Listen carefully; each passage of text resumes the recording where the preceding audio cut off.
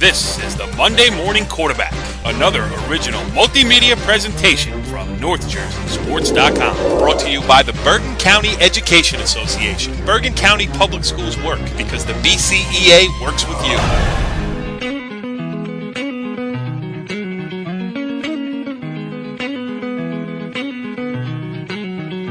This is Monday Morning Quarterback, NorthJerseySports.com's brand new original multimedia series. I am Corey Doviak, being joined by who will be my co-host for the rest of this season here on this brand new show on NorthJerseySports.com, Brandon Gregory. Brandon, what's going on? How you doing, Corey?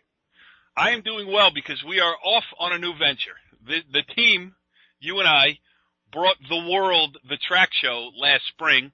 And now our latest football show here on NorthJerseySports.com, this, the Monday Morning Quarterback. I'm excited for the things that we're going to be able to do this season. You and I both, because we're both Monday morning quarterbacks now at this stage in our life.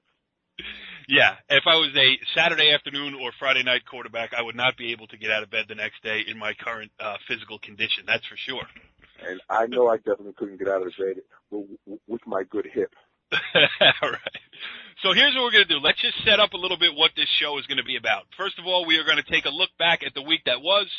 We will take a peek ahead at the week that will be across the North Jersey football landscape. Those are the no-brainers. We are going to have guests galore, as we will tonight. Our first live guest on the Monday Morning Quarterback will be Northern Valley Old Tappan senior quarterback Christian Runza, who will join us on the phone here shortly. And also, you have endeavored to go out to some games, to run around, get to a game of the week, get some audio, and then we're going to chop those interviews up here. We'll talk about the games that you were at, and we'll make a special segment out of that. We'll call that our game of the week. This one, it happened to be Englewood or Dwight-Morrow, as is proper, I guess, nowadays. Dwight-Morrow 34, Ridgefield Park 6, and Dwight-Morrow, quite a story at 2-0, the rebirth of that program down there in Englewood. Yeah, it appears to be that the head coach, Barry Harris, is doing a good job bringing the program up on to the level where they'll be able to compete on a county level on a year-to-year basis. So far this year, he's doing a very good job with the kids that he has there, and we'll see what happens. You know, football is a week-to-week game, so you just got to keep the kids level-headed and see what happens from there, Corey. Yeah, absolutely. Let's just take a quick peek at some of the scores that piqued our interest from around North Jersey this past weekend. We are taping this show on Sunday night, so week 2, well, officially week 3, but when you include 0 weeks, some teams have played 3 games, some have played 2, but week 3 of the football season around here. Interesting that Wayne Hills beat Wayne Valley 17-14 in overtime. In this, the first year after the Chris Olson error at Wayne Hills, and after Wayne Valley beat Wayne Hills last season, people expected that Wayne Valley would take over as the preeminent program. It didn't turn out that way in Wayne. A little bit surprising to a lot of people that Wayne Hills won that game 17-14 in overtime. Well, Wayne Hills is led by Justin DeGroat, who's a pretty good quarterback who had an opportunity to play last year, and they have a pretty good running back, Justin Hogan, who's leading them pretty well. So, Wayne Hills traditionally is a good program, after Olsen has left with their new coach. So we'll see. You have to beat Wayne Hills. Programs like that, you got to wait and see, because you got to give them the benefit of the doubt because of their rich tradition. Yeah, that's absolutely true. Some other games, and we'll run them down quickly here. Mahwah 20, Riverdale 7. Interesting because Mahwah got to 2-0. Riverdale, talk about a team that's a perennial winner, 0-2 heading into the game with Englewood. But we'll talk more about that shortly. Then when you get on the parochial path here, the parochials, the powers around here fought so hard, and rightfully so, in my opinion, to get out and be able to play a little bit more of a national schedule, to schedule some players who actually wanted, to schedule some teams that actually wanted to play them. And it's been mixed results early in the season. Bishop Gorman of Nevada beat Bergen Catholic 20-7 this past weekend, dropping Bergen Catholic to 1-2 on the season. And Miami Central visited Ramsey and handed it to Bosco a little bit. Don Bosco Prep losing that game 50-21 to fall to 0-2, and that loss was on its own home field. A little bit surprising there. Meanwhile, Paramus Catholic, the defending non-public Group 4 state champion, moved to 3-0 with a 35-21 win over DePaul, who also looks pretty good too. Anything catch your attention about the parochials this past week? Well, this past weekend, Bosco losing to Miami Central. You know, Coach Toll has done a great job consistently with Bosco, and we'll see how he rebounds. And at the Bergen Catholic game, I happened to stop by and see a little bit of that. You can just see that Bergen Catholic is just trying to get themselves to find their way. They made a couple mistakes. They had an opportunity to win that game, but mistakes do happen, and that's the reason why they did lose the game. But the quarterback from Nevada was led. The Nevada team was led by Randall Cunningham Jr., whose father used to play in the NFL. Yes, whose father used to play in the NFL. So, he's a pretty good ball player, big athletic guy, needs to work on his passing a little bit, but, runs the ball well, he has good skill sets, and it was good to watch him play. And then the last team, Paramus Catholic, everybody's talking about Jabril Peppers.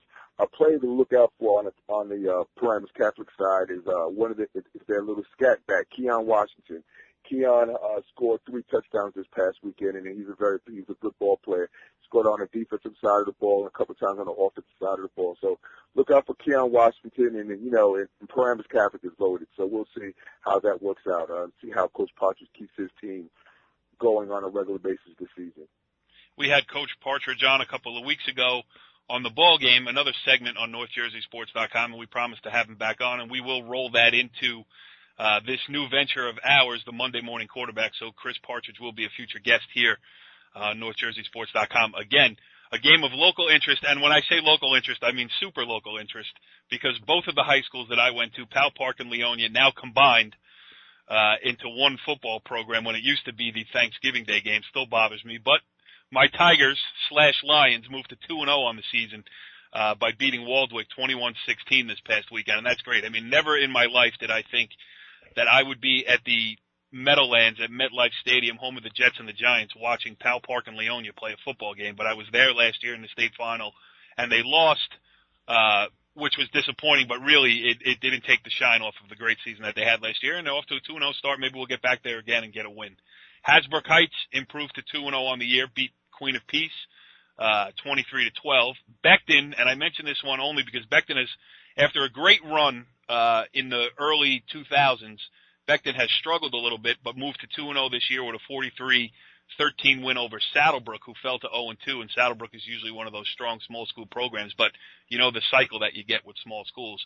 Another interesting team that got to 2-0 was Lodi. We covered them opening week. Rich Barton did that game, and this week they beat their arch rival Garfield 31-6 to move to 2-0 on the season. And 2 other games that I'll mention real quick. Glen Rock bounced back from a tough one, took one on the chin in the opening game against Hasbrook Heights, but improved to 1-1 with a 38-14 win over Manchester. And in a game covered on NorthJerseySports.com by our own Richie Barton, Cresskill snapped Pompton Lake's nearly 2-year winning streak with a 17-9 win on Saturday at Ridgefield Park in Pompton Lakes. Cresskill was the last team to beat Pompton Lakes before the streak started, and now the team to end Pompton Lakes' winning streak after that winning streak contained back-to-back state sectional championships. So, a lot of interesting stuff on the gridiron this past weekend. Yeah, it sounds that way. Cresskill, traditionally one of the better programs up in the North Jersey area, like you had mentioned, and to beat a Pompton Lakes team, their coaching staff must have prepared the kids very well at Cresskill. And they're normally a good program on a small school side, Corey. Absolutely. And Bob Valley, the longtime Cresskill head coach. And if Mike Burke, my high school classmate, is listening to this, and he very well might be at his position as the Cresskill High School principal, please tell Coach Valley that we would like to have him on this show going forward here. And our first special feature on the Monday Morning Quarterback, a score that has nothing at all to do with our coverage area, nor anything that we will talk about in this show. Are you ready, Brandon? Yes, I'm looking forward to this. You have me wondering. In other action, the Buena Chiefs improved to 2-0 by beating the Ocean City Raiders 14-7. All right, Brandon. Well, let's make a little history here on the first ever edition of the Monday Morning Quarterback here on NorthJerseySports.com. What do you say we bring in our first ever live guest He is Northern Valley Old Tappan senior quarterback, Christian Runza. Christian, thanks for joining us. No problem, anytime. Yeah, well, the first time. I mean, do you feel like you're Yes. a part of history? You got, were you more nervous for this interview or for the game on Friday night against Pascack Valley? I mean, this is up there. This has got me going. I've been thinking about it all day. I feel honored. I feel honored that I'm the first one. I appreciate you giving me the call. Yeah, well, the reason, Brandon, Friday night they get a huge win against Pascack Valley, longtime rival, really in a measuring stick game that they had to win. And where do I see Christian Runza on Saturday morning at about 9:30? He's over in Hillsdale at the freshman game, Old Tappan against Pascack Valley. So I think, Christian, I guess the first question is, or the first statement I'll make to you for you to answer is, you're into this, huh? Oh, I love it. There's nothing better than some football. I mean, I really couldn't sleep that much Friday night anyway. So I just woke up early Saturday morning, and my dad and I took a ride over to Pascack Valley, and we just went to see the game, cheer on the guys. I mean, I knew how much it meant to me when I saw the varsity guys at my game, so I figured I'd show them some support, and I went over there and watched the game for a little bit. Yeah, and that was a real slobber knocker for a freshman football game, huh? Yeah. They were hitting. Yeah, it was a fun game to watch. Yeah. All right. So let's talk about what's going on with you here. Listen, 2-0 start for Old Tappan. Good win over Indian Hills on opening night, and then you get this test against Pascack Valley. You come through with flying colors, 28-13 win. What does that say about the Northern Valley Old Tappan Golden Knights? I think it's just pretty legit. I mean, Pascack Valley was a very, very good team. You know, they're coached very well, and we were ready. You know, we came out. We had a pretty good start. First drive was a 75-yard touchdown drive, and then we kind of had a little back and forth battle, and then we just came out at the end. We had a good practice. You know, coaches have been drilling their offense into our defense like literally the whole summer. All we've worked on is just straight power eye, exactly what Pascack Valley runs. So, I mean, we did the work in practice, and it showed on game day. Absolutely did. Brandon, you are pretty close to this program. What do you got for Christian? Yeah, Christian, watching you play from last year to this year, where do you feel moving into week number 3 that you have where you have shown your most growth and development? I think more of knowing the offense and kind of just being a better leader to all the young kids, because we got a lot of sophomores and we got a lot of first-year starters on this team. So, you know, I think it's my job, especially as a quarterback, to know everybody's job on the field. And if someone asks me a question, I got to be the one to know.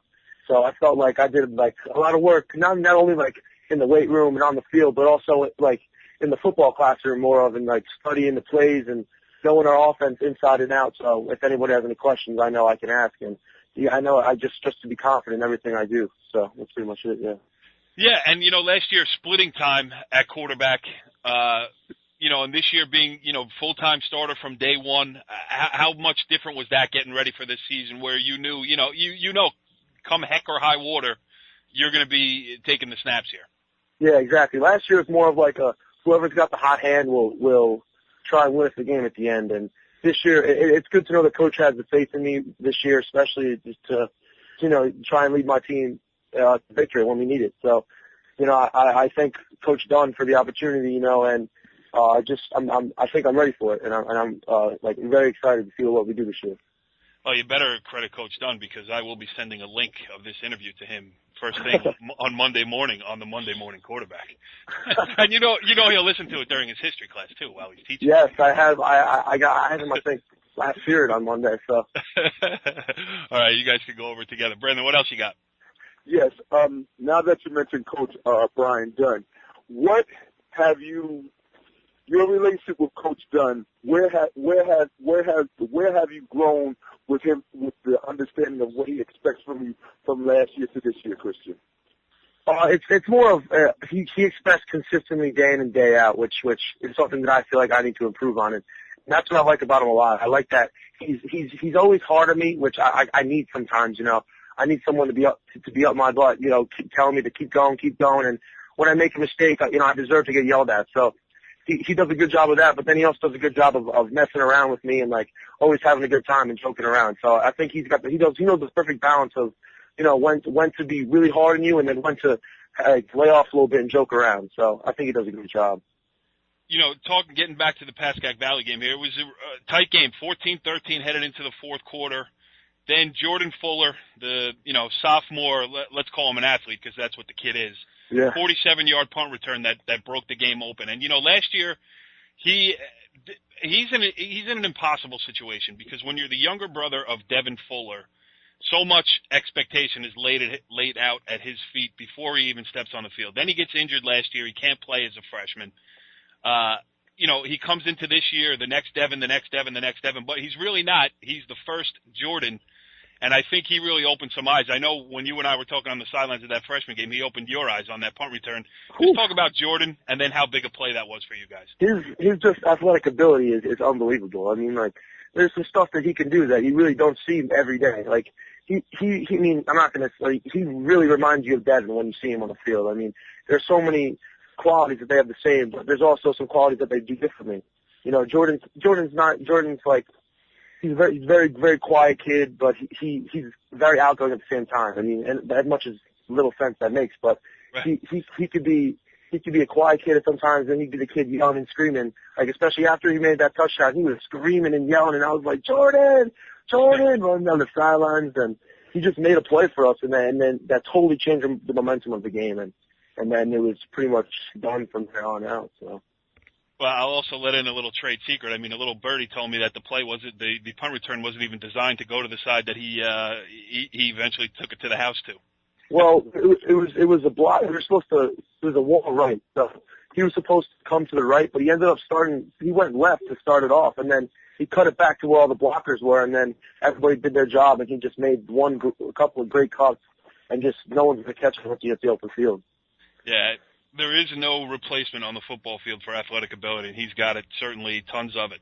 But, you know what's funny now, all right, so that gives you a little breathing room, gives you an eight-point lead. But, you know, also you are a catcher on the baseball team, is that correct? Yes. There is a baseball saying that says he runs like a catcher, which means if you hit the ball to the wall, it's a single. If there is no hit on a hit and run, you will be thrown out at second base by 30 feet. But in this circumstance, you ran like a quarterback, 53-yard run up the middle to kind of put things away.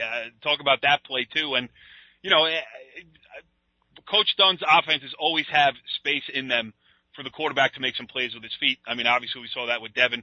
But with you, a little bit more of a passing-type quarterback, how about trying to work that mix between, you know, I know it was a called run that you scored on, but, you know, pull it down and run or try to hang in the pocket. How about that mix for you? And then talk about the scamper, 53 yards in which, you know, by all reports, you blew by everybody.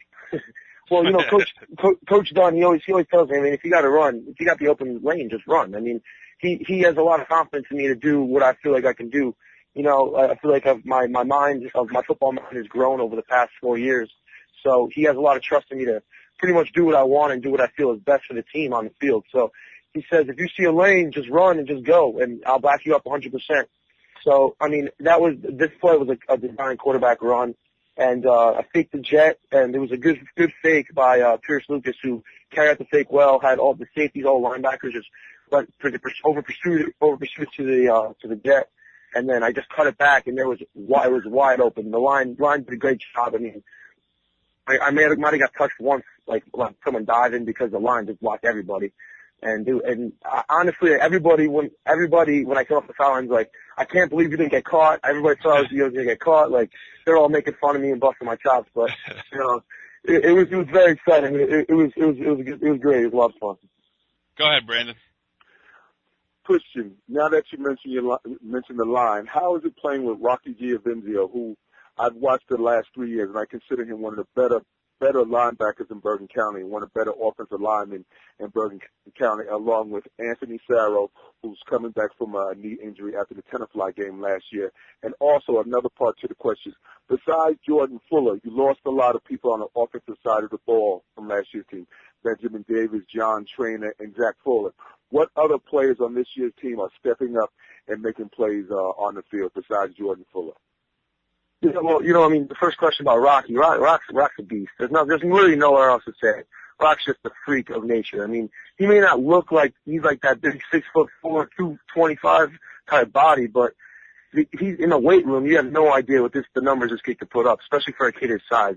Like he's just a constant hard worker.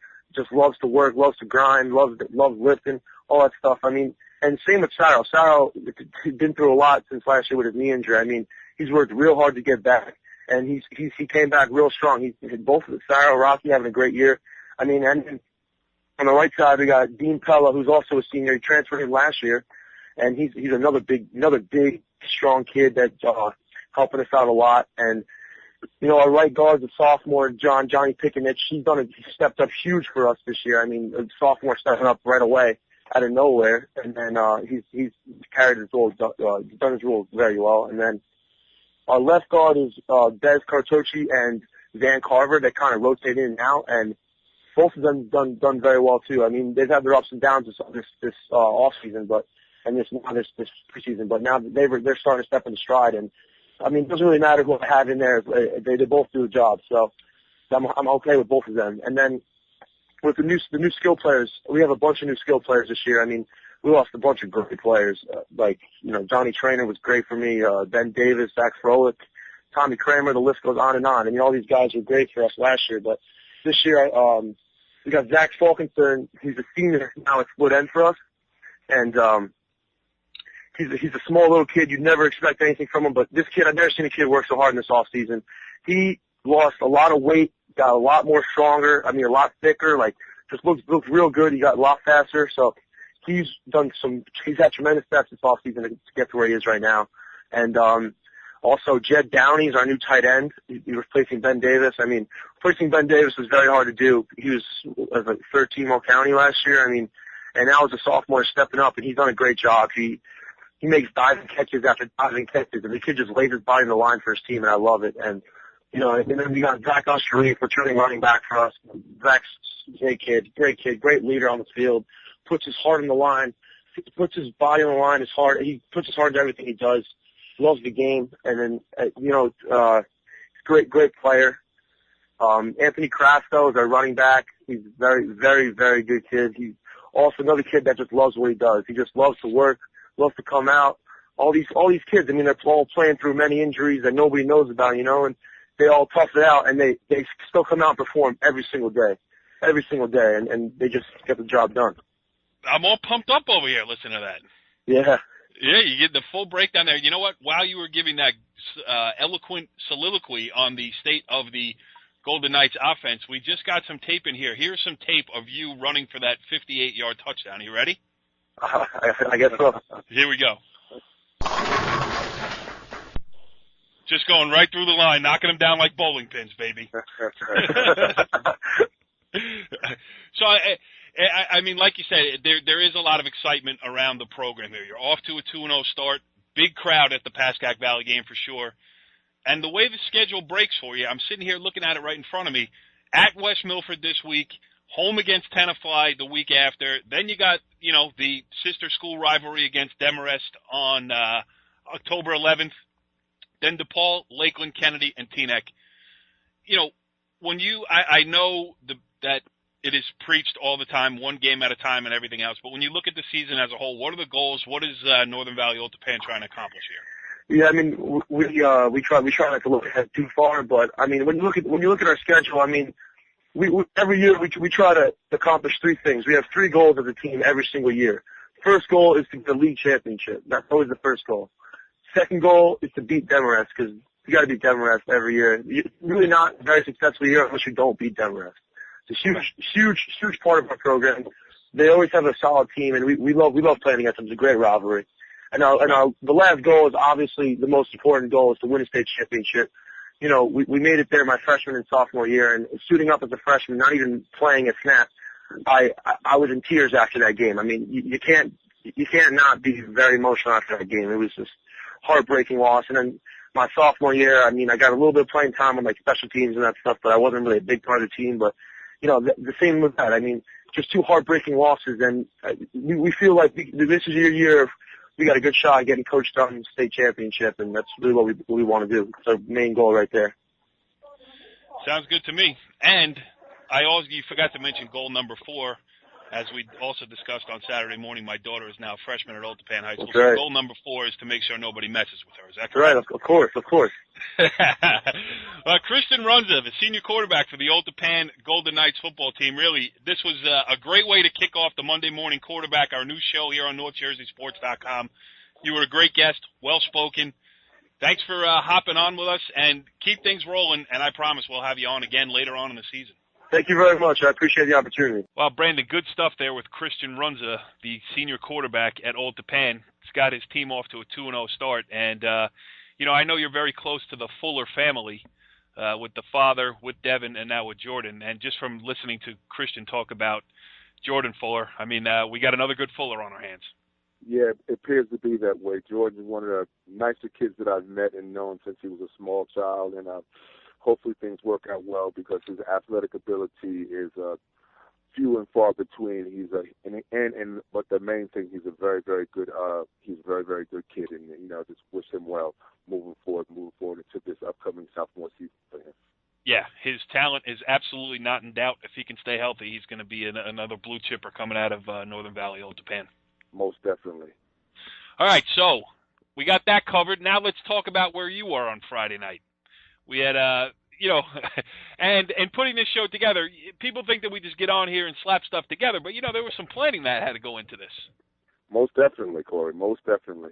The handoff of the of the recording device, the chopping up of cuts and stuff, but it all worked out the way we designed, and Englewood 34-6 over Ridgefield Park. I mean, just before we listen to some of the tape that we got cut up here, your impressions being down there. Well, I should say this. My wife is a teacher in the Englewood Public School District, and, therefore we get all the alerts about what's going on. And I can tell you that not only the community is excited about what's going on with the Dwight-Morrow football team, but also the administration and school community itself. I mean, they send out alerts to say when the game's going to be, please be there, show up, and really trying to rally the community around this team because big things are expected. Yeah, it's good to see that the town is slowly starting to come back around to supporting the local football team. But what brings fans out, and for people need to understand that if the team wins, people will come out. And if Englewood wins, like I think they potentially could win this year, the alumni from Dwight-Morrow High School will come on out and support this year's team like very far few between programs in communities within the Bergen County area, Corey. Yeah, and you know what? The thing is, it's not that when you say the talent has come back around again, it's not that it really ever left. It's just that they left Englewood. I mean, they have filled out the rosters of many of these parochials around here with outstanding athletes and weren't able to, compete to where they should have with what they had left.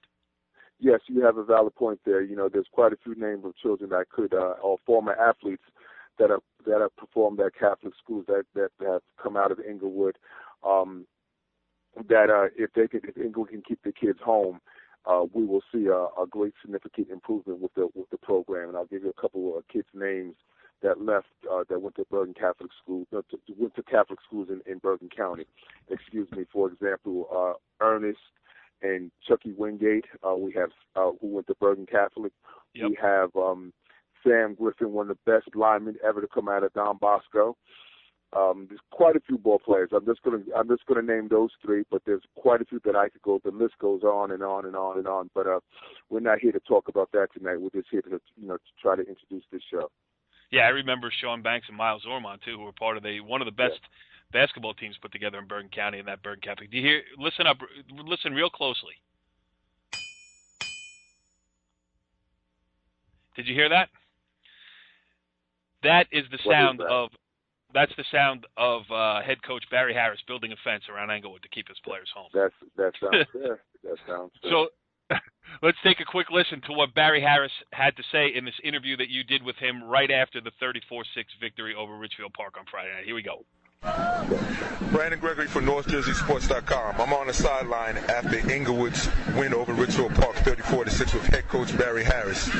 Barry, first question. How do you feel after this win? I feel great. Kids really worked hard. It's been a long time that we beat a classy program like Ridgefield Park. this win for us is not just a team win, it's a community win. It's something that we've been working hard. We want the community to be proud of what we're doing, and this win is just like a statement game for us. I spoke to Coach Gonzalez after the game. What did he say to the kids after the win? That if this team doesn't win a state title, it's crazy. That we have all the pieces. That the kids should listen to the coaches. That last year he said that we were the sleeping giant. He's the guy that really spoke up about our program, and he just told the kids, listen, I said it last year, and I'm going to stick by what I said. You guys are good kids. Stay in the classroom, listen to the coaches, and big things are going to happen for you. With that being said, what do you think that you have to work on next week on both sides of the ball?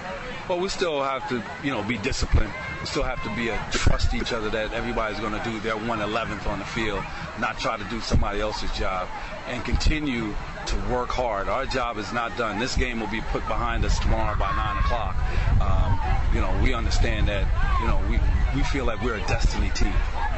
Your skill set receivers, Jawan Winfrey, Julius Wingate, your quarterback, Wesley McCoy, your running game, Maurice West, Jelani Adams, Jack Duncan. You have a lot of various weapons that you can use week in and week out. What are you going to do with those kids to make this team better moving forward? Well, we're going to spread the ball around. We want to give the ball to our playmakers. All those guys are playmakers. All those guys understand that there's only one ball and it can only go around. But they understand that when it's their turn to make a play, they're willing to do it. Your offensive line and defensive line, led by Warren Lumsden and Malik Clark, played very, very well tonight. I had Warren for 2 sacks. I had Malik for 1 tackle for a loss. They appear to be working well as a group. As we do know, the skilled players get all the glory, but the offense and defensive linemen are one that do the work. How are they improving week to week, Barry? I mean, it's a war during practice, and we try to our practices. We try to do it as a game. So we want to be able to be intense. They go against each other, so we don't have a Warren going against somebody that's not going to push him. We have him going against the other kids that are starters. One of our linebackers right now is Ryan Burke. He had a great game today. A lot of times he gets overlooked, but he's a little fire plug that makes everything go for us. With that being said, this is my last question for you tonight, Barry. With Riverdale coming up, what will you do to prepare the kids moving forward? Riverdale's traditionally one of the better Group 2 programs in the North Jersey area. What are you going to do to prepare the kids moving forward? Not that I'm expecting you to give me too much information right now, but I'm looking forward to hearing what you have to say about that. Well, we'll be up all night tonight as coaching. We're going to figure out what we could do to beat a quality team like Riverdale. Right now, I couldn't tell you exactly what our plan is. Our plan going into Ridgefield Park, we did a lot of work. Coaches spent a lot of hours. We will be up till 1, 2 o'clock in the morning, every day, trying to figure out Riverdale. We don't have the answer right now. I would be crazy to tell you that we have a plan for Riverdale. Right now, we're going to watch the film. We're going to reevaluate what we did today, and then move on from there. I thought that it speaks volumes. Well, first of all, you did a great job with your interview there, Brandon. Thank you. For first time out for the season. I thought you asked him some very thought-provoking questions there, but also a couple things that stick out in his responses. The 1/11th, just do your job. You don't have to be the star. You take care of what you got to take care of. Let the guy next to you take care of what he's got to take care of. Yep. You're right. I mean, you get a chance to watch them. Like, I'm hoping this really goes where to go so that we can go to a game you can really see. Because, Corey, they're fast, they're big, they're strong. And and in this freshman group, he has 25 freshmen that are coming in. Like I said, when I was in high school, we lost a lot of kids to Catholic schools. Right. Yeah, no, and that's obviously a key moving forward here. And one of the things, let's be honest, too, that's been missing from the program before Coach Harris arrived was just that overall organization. He knows everybody in town. Yeah. He can coordinate Pee Wee football with freshman football, with JV football, with varsity football, make it a straight line that the kids know the line that they're expected to toe, and really bring Englewood football under the roof of one overreaching authority, which has been missing in that program and in that town for a while. Yes. And hopefully we'll see, because if it's done right, they could have a good run, So we'll see. Yeah. We'll see. And maybe you and I will be standing next to each other. I will watch Palisades Park / Leonia win a state title, and you will watch. We can only hope to be so lucky. One of the other things that Coach Harris mentioned was your first question when Tony Gonzalez, the Ridgefield Park head coach, actually walked over and addressed the Englewood team right after the game, and that was interesting too. And then you got a chance to catch up with Tony Gonzalez to talk about that phase. Let's hear what he had to say. Yes. Brandon Gregory from NorthJerseySports.com speaking to Ridgefield Park's coach Tony Gonzalez after Englewood beat Ridgefield Park 34-6. Coach Gonzalez, what did you see out of Englewood this evening? Athletes that are working together for a change. In other words, they didn't make mistakes that would cost them. And when we drove down the field, they just were very resilient.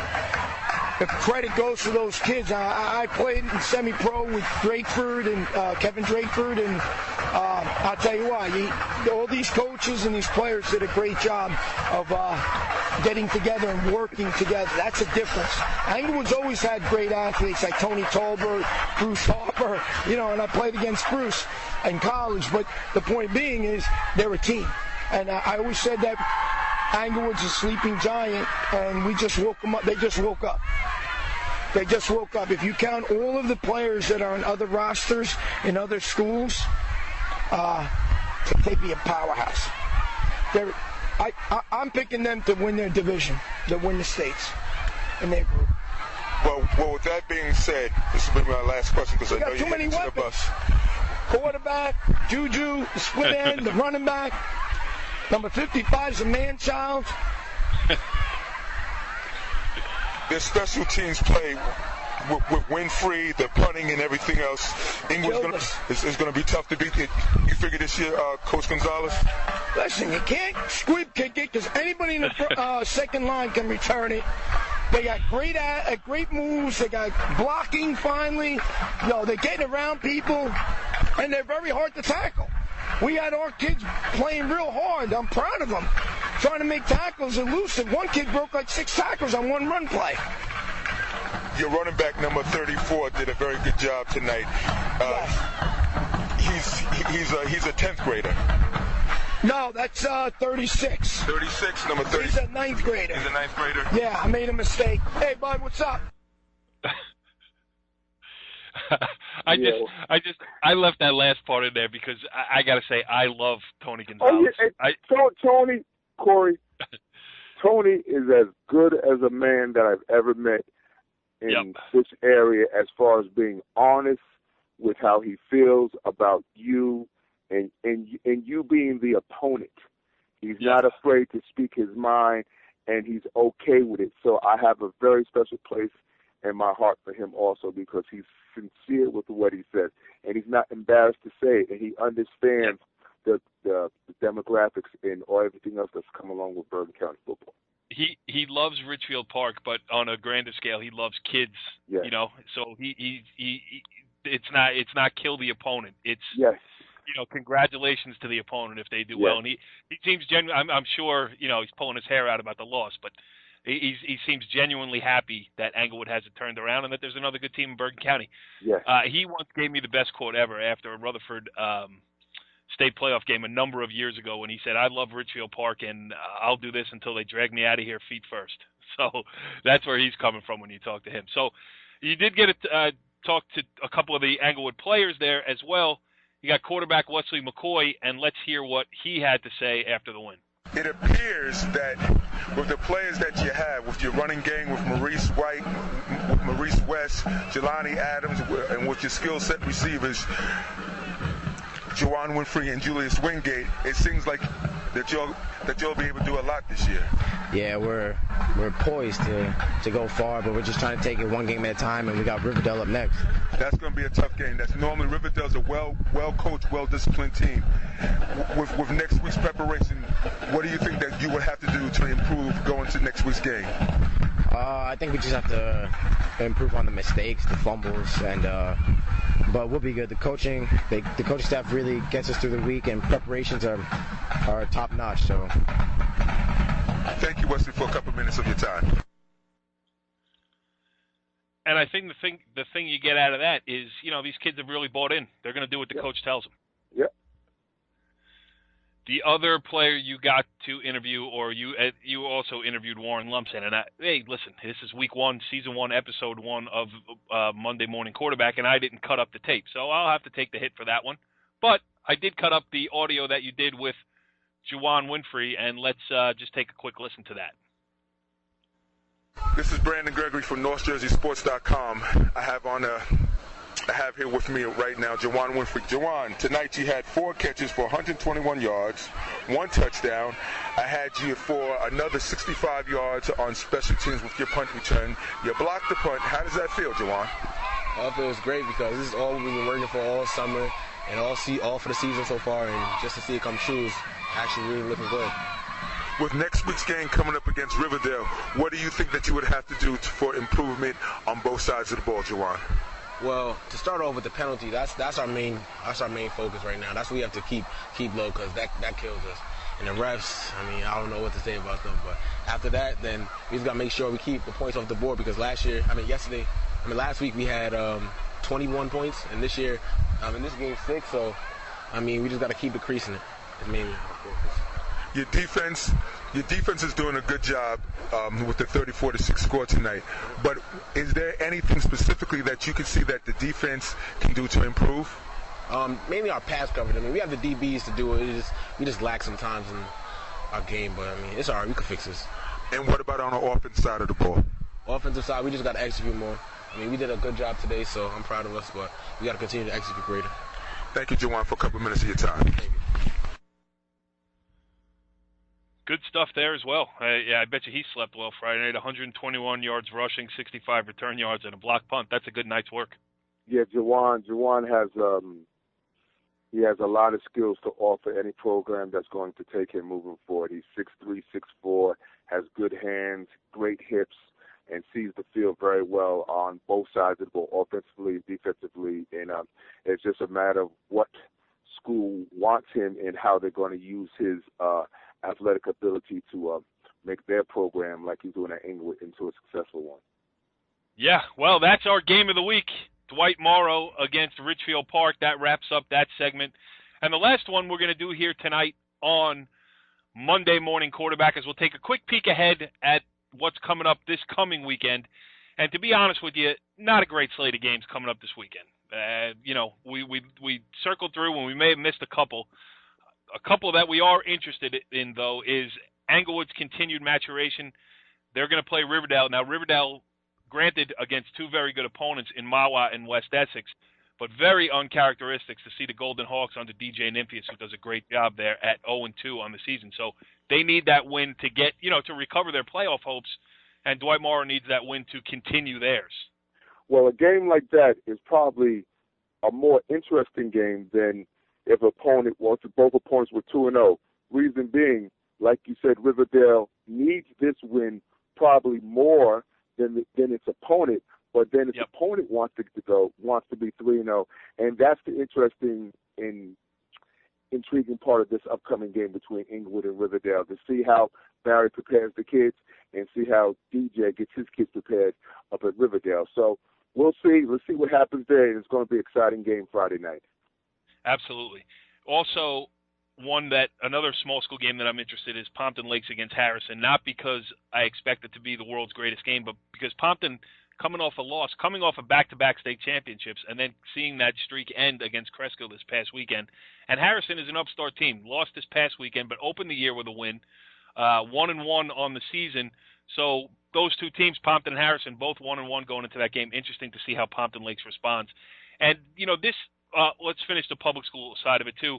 Maybe the marquee game of the weekend as far as the bigger public school goes. Friday night, Hackensack at Ridgewood. Hackensack 2-1 coming off its first loss of the year against Passaic Tech. Ridgewood off to a great start. They're 2-0, have outscored their opponents by a combined score of 108-21. So it's going to be an interesting measuring stick to see where both of these teams stand. Yeah, it's going to be very, very interesting, like you just said, Corey. Ridgewood is led by quarterback Jamal Locke, and Hackensack has a very good running back in Aaron Guzman. And it's just going to be interesting to see what the game brings Friday night, because Ridgewood and Hackensack have had some great games in the past, and it's one of the better traditional games in this area. So both coaches are very good, Benji Wimberly from Hackensack and Chuck Johnson from Ridgewood. So let's see what happens there Friday night. I'm interested in seeing that and the outcome of that also, Corey. Yeah, and Benji Wimberly, good to see him back on the sidelines too. I mean, I covered him when he was at Patterson Catholic back in the day. I used to intersect with some of the schools I covered at a former employer, and he knows how to coach up a team too. I mean, he had a lot of great teams, a lot of great players at Patterson Catholic. He's good for football in the North Jersey area. Mm-hmm. Absolutely. Well, hey, Season 1, Episode 1, Monday Morning Quarterback on NorthJerseySports.com. Brandon, I think it kind of went off without a hitch, at least not as many hitches as I might have been expecting as we get this thing off the ground and start to grow it out from here.